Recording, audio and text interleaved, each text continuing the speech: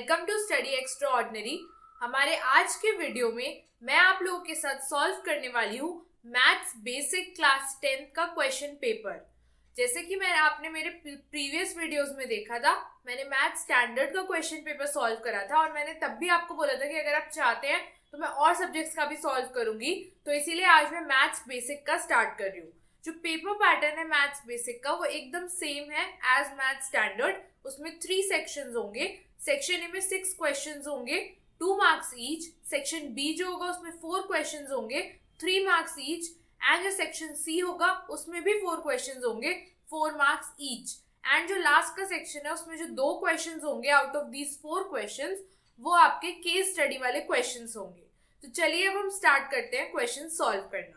तो सबसे पहले हम स्टार्ट करते हैं हमारे क्वेश्चन नंबर 1 से, जो कि हमारा है क्वाड्रेटिक इक्वेशन का, और इसमें 2 क्वेश्चंस में आपको एक इंटरनल चॉइस मिल रही है। तो जो पहला क्वेश्चन है, you have to find the roots of this equation. Okay, तो इसमें आपकी इक्वेशन है 3x² minus 7x minus 6 is equal to 0। ये आपकी इक्वेशन है। तो इस इक्वेशन में जैसा कि नॉर्मली आप सॉल्व करते हो, आपको पता होता है कि जब भी हमारे पास यहाँ पे कोई भी टर्म होता है एक ही प्लेस पर, तो हम उन दोनों को मल्टीप्लाई करते हैं। तो यहाँ पे 6 into 3 आपका आ जाएगा 18, और अब आपको 18 के ऐसे फैक्टर्स निकालने हैं जिनका सब्ट्रैक्शन 7 आ जाए। तो वो हमारे पास 9 - 2 आ जाएगा। तो 9 - 2x minus 6 is equal to 0। 3x² minus 9x minus minus यहाँ पे प्लस हो जाएगा, plus 2x minus 6 is equal to 0। आप 3 कॉमन निकालोगे, x माइनस 3x यहाँ पे आप कॉमन निकालोगे, x माइनस 3 प्लस यहाँ पे आप 2 कॉमन निकालोगे तो फिर से आ जाएगा x माइनस 3, एंड यहाँ पे दोनों में x माइनस 3 कॉमन है, and 3x plus 2 is equal to 0। अब सबसे पहले हम x माइनस 3 को अगर इक्वल टू 0 रखेंगे तो हमारी x की वैल्यू क्या आ जाएगी, 3। एंड जब हम 3x प्लस 2 को 0 के इक्वल रखेंगे तो हमारी x की वैल्यू आ जाएगी -2/3। तो ये दोनों आपके वैल्यूज ऑफ x हैं। जो सेकंड पार्ट हमें दे रखा है फर्स्ट क्वेश्चन में, उसमें हमें एक इक्वेशन गिवन है और हमें बताया है कि इसकी जो रूट्स हैं वो रियल एंड इक्वल है। तो अब हमें निकालना है k की वैल्यू। तो आपको जैसा कि आप सभी को पता है कि जब भी हमारी रूट्स जो होती हैं वो रियल एंड इक्वल दोनों होती हैं, तो हमारा जो डिस्क्रिमिनेंट होता है, यानी जो हमारा d होता है वो होता है इक्वल टू 0। तो d का फॉर्मूला क्या होता है, b² माइनस 4ac। तो हम वैल्यूज पुट करेंगे, b क्या है हमारा k² माइनस 4 इंटू a की वैल्यू क्या है आपकी 3, एंड c इज ऑल्सो 3। तो k² minus 36 is equal to 0, क्योंकि हमें पता है कि d हमारा इक्वल टू 0 है because roots are real and equal. तो k की हमारे पास वैल्यू आ जाएगी +-6। यहाँ पे बच्चे थोड़ी सी गलती कर देते हैं, खाली +6 लिख देते हैं वो, लेकिन जब आपको पता है कि ये क्वाड्रेटिक इक्वेशन है तो आपकी 2 रूट्स आएंगी, positive and negative both. So +-6। Now coming to question number 2। Question number 2 में ध्यान से हम उसे पढ़ेंगे। 3 cubes each of volume 64 centimetre cube. तो हमें क्वेश्चन में गिवन है वॉल्यूम ऑफ क्यूब, और वो कितना गिवन है 64 सेंटीमीटर क्यूब, और हमारे पास 3 क्यूब्स हैं। Okay, are joined to end to form a cuboid, find the total surface area of the cuboid so formed. तो इन्होंने क्या बोला है कि हमारे पास इस तरीके से 3 क्यूब्स हैं जिनको हमने ज्वाइन करा हुआ है एंड टू एंड, यानी कि एक दूसरे से कनेक्ट करके इस तरीके से। मतलब अगर मैं इस फिगर को 2D में बनाऊं तो ज्यादा क्लियर लगेगा शायद। तो इस तरीके से एक क्यूब ये है, ऐसे आप मान लीजिए दिस इज अ क्यूब, ऐसे ही दूसरा क्यूब इससे कनेक्टेड है, एंड एक तीसरा क्यूब भी इनसे कनेक्टेड है, और इस एक क्यूब का वॉल्यूम कितना गिवन है 64 सेंटीमीटर क्यूब। इन तीनों को ज्वाइन करके एक क्यूबॉइड बन जाएगा। ये एक रफ फिगर है, तो इस तरीके से क्यूबॉइड बन जाएगा। तो उन्होंने हमसे पूछा है कि इस जो क्यूबॉइड बनेगा उसका हमें निकालना है total surface area, TSA of a cuboid. Okay, तो इस क्वेश्चन में सबसे पहले तो हमें लेंथ निकालनी होगी, फिर ब्रेथ निकालनी होगी और हाइट निकालनी होगी क्यूबॉइड की, तभी हम निकाल पाएंगे टोटल सरफेस एरिया। तो सबसे पहले जो हमें क्यूब का वॉल्यूम गिवन है, हमें पता है कि एक क्यूब की जितनी एज होगी 1, 2 एंड 3, तीन जो इसकी साइड्स होंगी, अगर हम इसको 3a जो है वो हमारी हो जाएगी लेंथ हमारे क्यूबॉइड की, और जो भी इसकी साइड होगी वही हमारी ब्रेथ हो जाएगी, एंड जितना इसका थिकनेस होगा वही हमारी हाइट हो जाएगी। इस तरीके से जो हमारी क्यूब पे की डायमेंशन है उस पर डिपेंडेंट है हमारा टोटल सरफेस एरिया। तो जो क्यूब के वॉल्यूम का फॉर्मूला क्या होता है, साइड क्यूब, यानी a cube is equal to 64। तो a cube is equal to किसका क्यूब होता है, 4 का, 4 इंटू 4 16 एंड 16 4 जा 64। सो a की वैल्यू आपकी क्या आ जाएगी 4, यानी कि ये एक जो क्यूब है उसकी एज है 4 सेंटीमीटर्स की, तो हमारी लेंथ कितनी आ जाएगी 4 इंटू 3 12 सेंटीमीटर्स, ब्रेथ आ जाएगी 4 सेंटीमीटर्स, एंड आपकी हाइट भी आ जाएगी 4 सेंटीमीटर्स। अब हम टोटल सरफेस एरिया का फॉर्मूला लगाएंगे। हमारा टोटल सरफेस एरिया है उसका फॉर्मूला क्या होता है, 2LB plus BH plus H into L, right. तो 2 हमारी लेंथ थी यहाँ पर 12 सेंटीमीटर्स, ब्रेथ थी हमारी 4 सेंटीमीटर्स एंड हाइट भी थी हमारी 4 centimetres.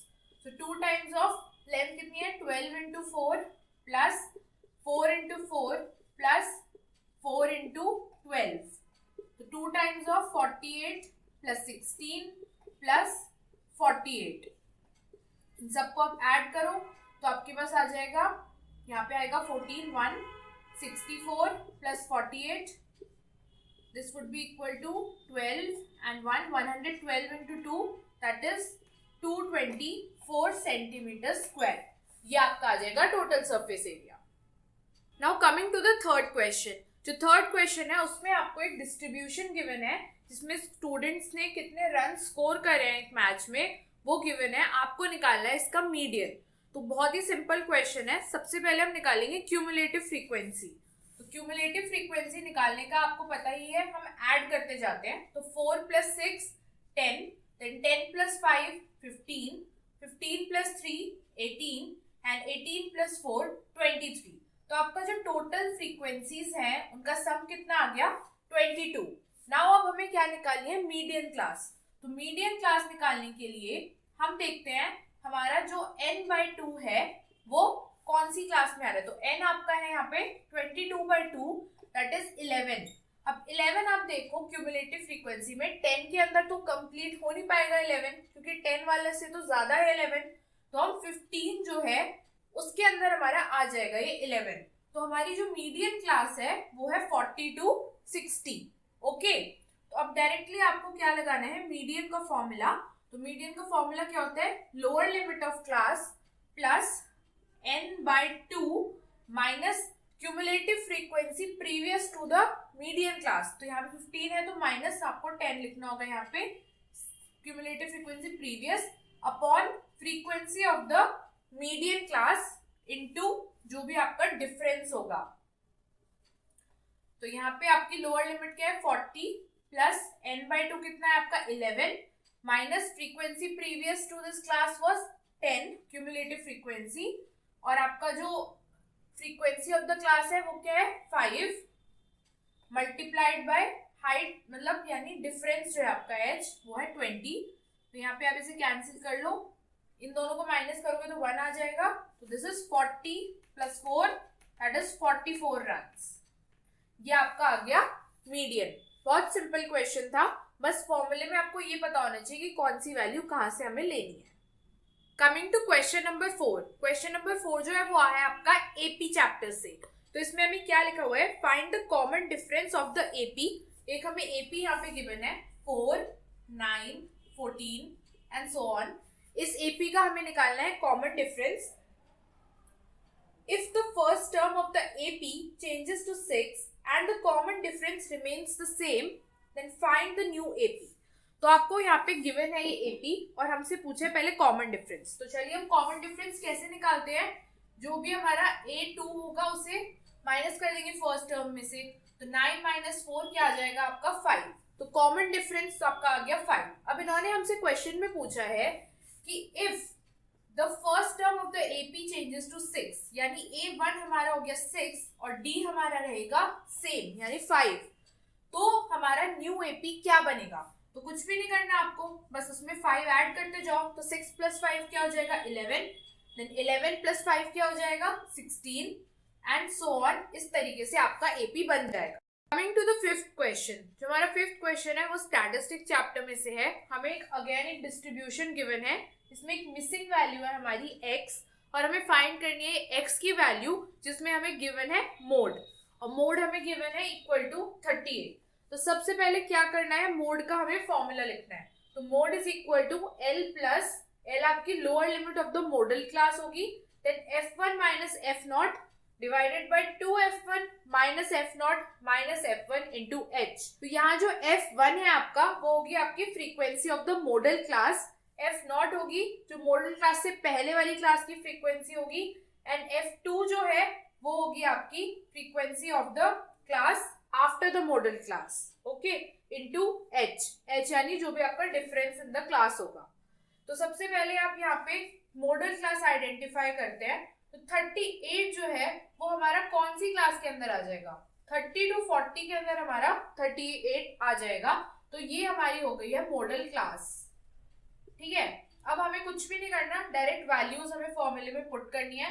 So 38 is equal to L, lower limit क्या है यहाँ पे 30 plus frequency of the modal class, तो यहाँ पे क्या है 16 minus frequency before the modal class, तो वो होगी 12, 2 multiplied by the frequency of modal class 16 minus frequency preceding the modal class 12 and after the modal class x multiplied by हमारा इन दोनों का डिफरेंस क्या है 10, राइट।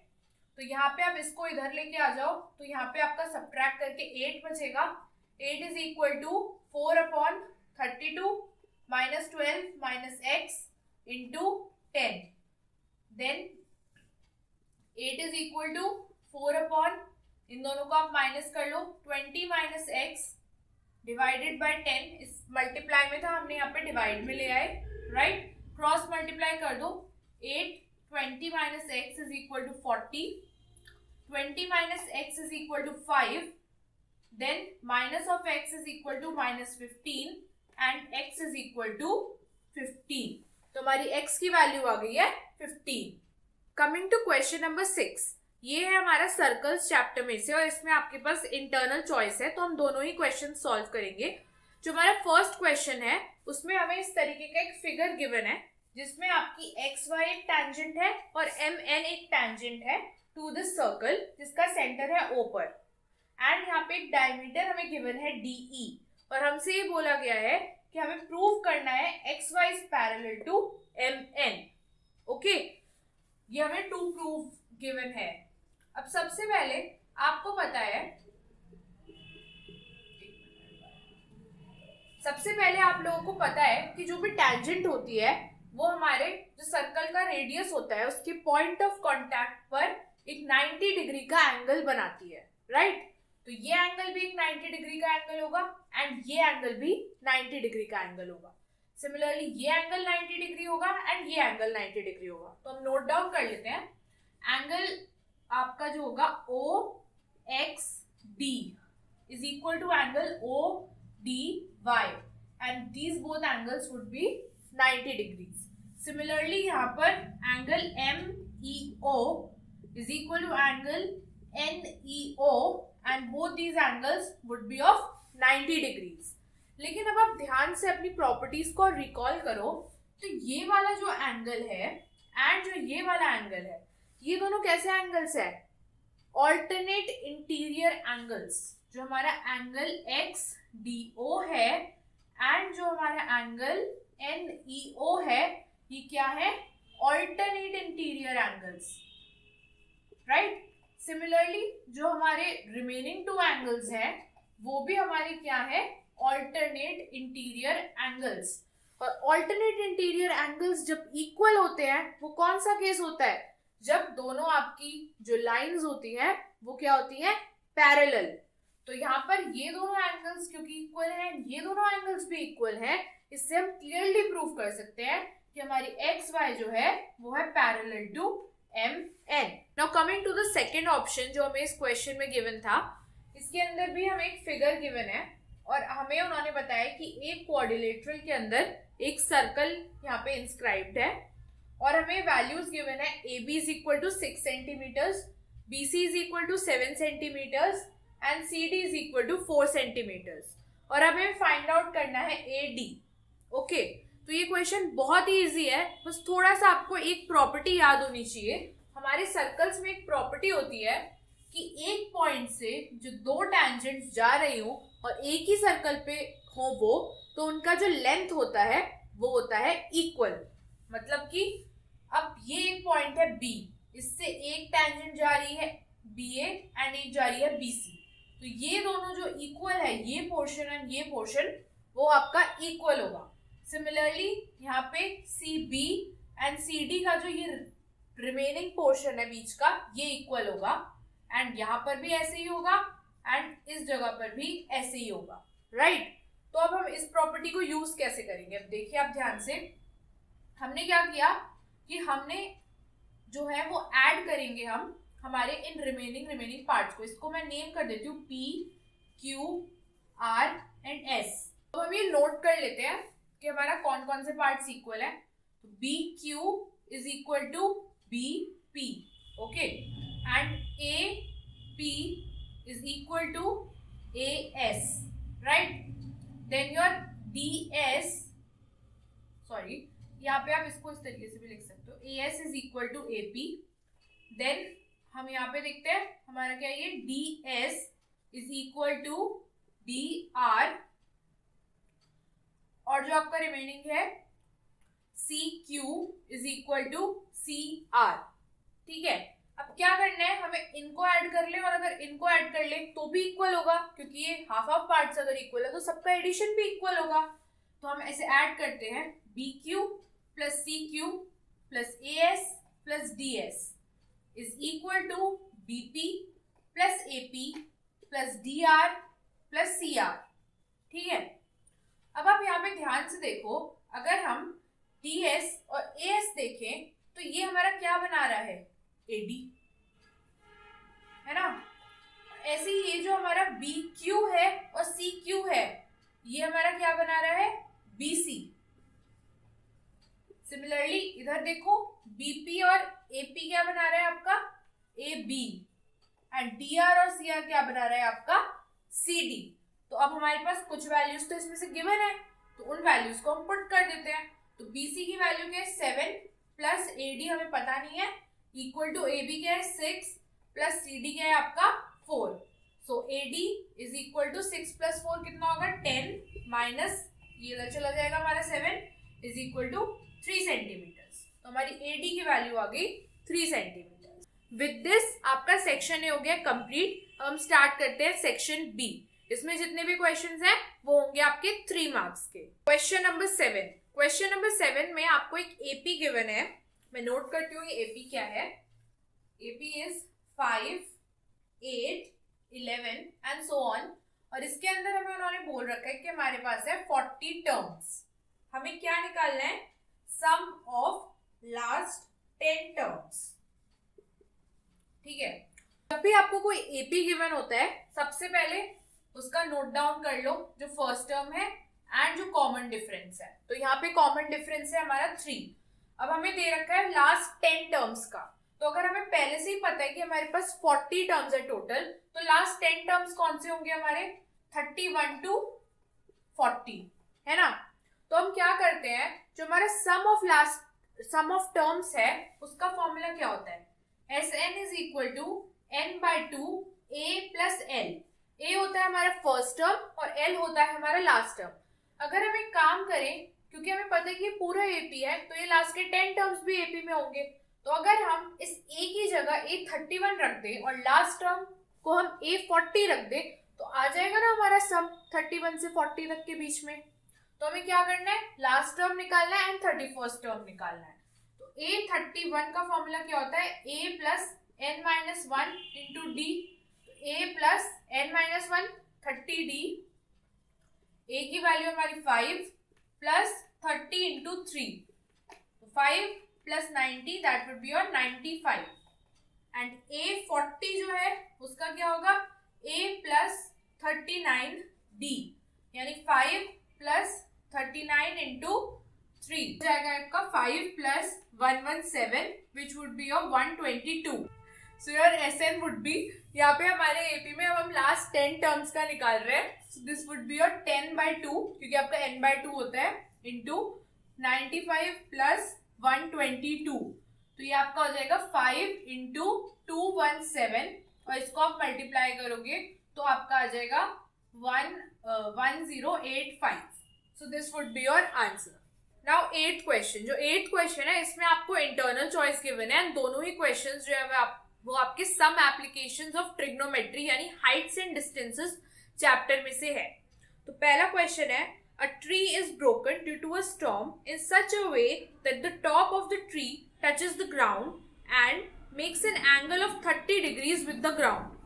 तो यहाँ पर हमारे पास एक ट्री है, राइट, और ये ट्री जो है वो स्टॉर्म की वजह से टूट गया, जिसकी वजह से उसका अपर पोर्शन जो है वो ग्राउंड को टच कर रहा है एंड उसकी जो एंगल बन रही है जब वो टच कर रहा है ग्राउंड से तो वो है आपका 30 degrees, right. Now the length of the broken part of the tree is 8 metres, यानी जो ये लेंथ, जो ये टूट गया है ट्री, जो ऐसे लटका हुआ है टेढ़ा, उसकी लेंथ आपको गिवन है 8 मीटर्स. तो आपको निकालनी है कि ओरिजिनल लेंथ जो थी ये ट्री की, हमारी टोटल लेंथ जो थी OT जो है हमारी टोटल लेंथ, वो आपको निकालनी है.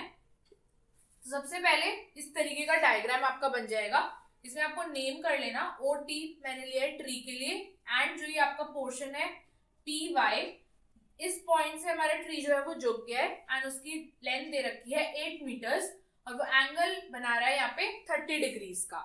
तो अब आप ध्यान से देखो कि आप कौन सा ट्रिग्नोमेट्रिक रेशियो आप यूज कर सकते हो. आपको ये लेंथ गिवन है एंड ये एंगल गिवन है and what you have to find is perpendicular. तो 90 डिग्री का एंगल यहाँ पे हमारा बनेगा, हमें निकालना है ये परपेंडिकुलर का लेंथ, इसको मैंने ले लिया x, ठीक है. और आपको गिवन है हाइपोटेन्यूज. तो परपेंडिकुलर अपॉन हाइपोटेन्यूज क्या होता है हमारा, साइन. तो हम साइन का फॉर्मूला यहाँ पर यूज करेंगे. Sine 30 degrees would be x upon 8. x है हमारा परपेंडिकुलर एंड 8 है हमारी length of hypotenuse. So 1/2 is x upon 8, that is 2x is equal to 8 and x is equal to 4 meters. तो अब हमसे बहुत सारे बच्चे यहीं पे स्टॉप हो जाएंगे. यहाँ पे आपको हाफ मार्क्स मिलेंगे क्वेश्चन के, यानी 3 में से आपको 1.5 मार्क्स मिलेगा.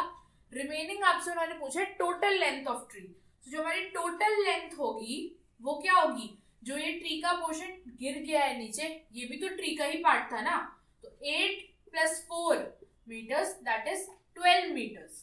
तो ये आपकी टोटल लेंथ ऑफ ट्री होगी और ये आपके क्वेश्चन का आंसर होगा. Now coming to the B part of question number 8, यानी जो आपको दूसरी इंटरनल चॉइस दी हुई है.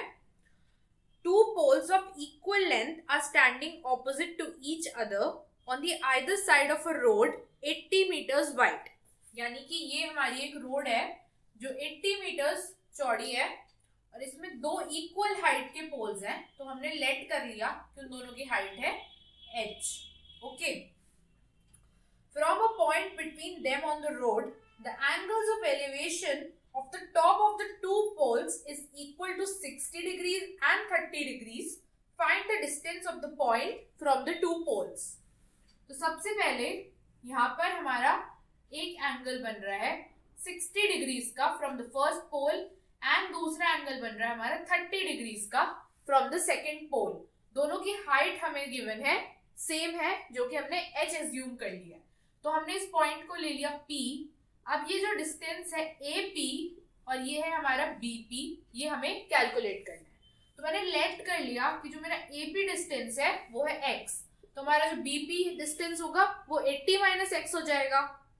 और अब ये एंगल हमें मालूम है कि पोल का ग्राउंड के साथ क्या होगा, 90 डिग्रीज का एंगल होगा. तो हम क्या करेंगे, tan का यूज करेंगे हमारे दोनों ही ट्राइंगल्स में.